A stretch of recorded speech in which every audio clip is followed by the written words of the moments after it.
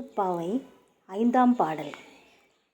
மாயனை மன்னு வடமதுரை மைந்தனை,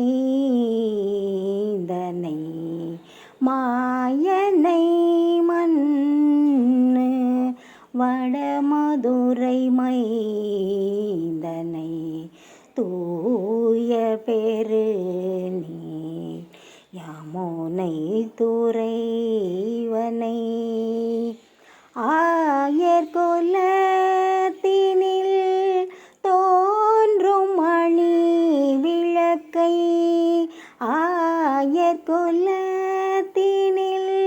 தோன்றும் மணி விளக்கை, தாயை கூடல் விளக்கம் செய்த தாமோதரனை, தூயோமாய் வந்து நாம் தூமலர் தூவி தொழுது, தூயோமாய் வந்து நாம் தூமலர் தூவி தொழுது, வாயினால் பாடி மனத்தினால் சிந்திக்க, போய பிழையும் புகு தருவான் நின்றனவும், போய பிழையும் புகு தருவான் நின்றனவும், தீயினில் தூசாகும் செப்பேலோரெம்பாவாய்,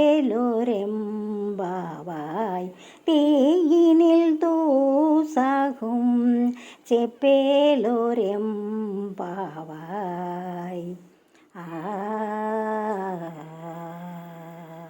கண்ணன் மாயை உடையவன், நிலை பெற்ற வடமதுரைக்கு தலைவன், தூய்மையான மிக்க நீரை உடைய யமுனை ஆற்றைத் துறையை உடையவன், இடையர் குலத்தில் தோன்றிய அழகான விளக்கை போன்றவன், தன் தாயான தேவகியின் வயிற்றை விளக்கம் அடையச் செய்தவன். அத்தகைய கண்ணனை அடியவரான நாம் தூய்மை உடையவராய் வந்து நறுமண பூக்களை தூவி வணங்கி வாயார பாடி உள்ளத்தால் தியானம் செய்ய, முன்னம் நாம் செய்த பாவங்கள், நம்மை அறியாது இனி செய்யப்போகும் பாவங்கள் ஆகிய யாவும் தீயில் விழுந்த பஞ்சினை போல் ஆகும். ஆதலால் அவன் திருப்பெயரை சொல்வாயாக. திருவெம்பாவை 5ஆம் பாடல். மாலரிய நான் முகனும் காணாமலையினை நாம் போலறிவோம் என்றுள்ள பொக்கங்களே பேசும், பாலுரு தேன்வாய் படிரி கடை திறவாய், ஞாலமே விண்ணே பிறவே அறிவிரியான்,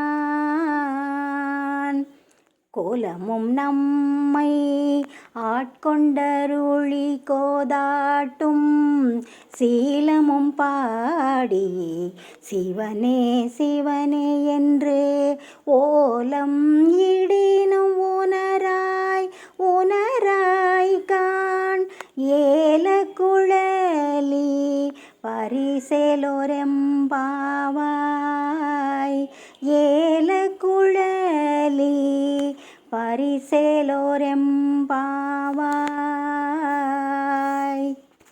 பிரம்மனும் திருமாலும் அறிய முடியாதவன், மலையைப் போன்ற நெடுமேனியை கொண்டவனை எப்போதும் நினைப்பாயாக.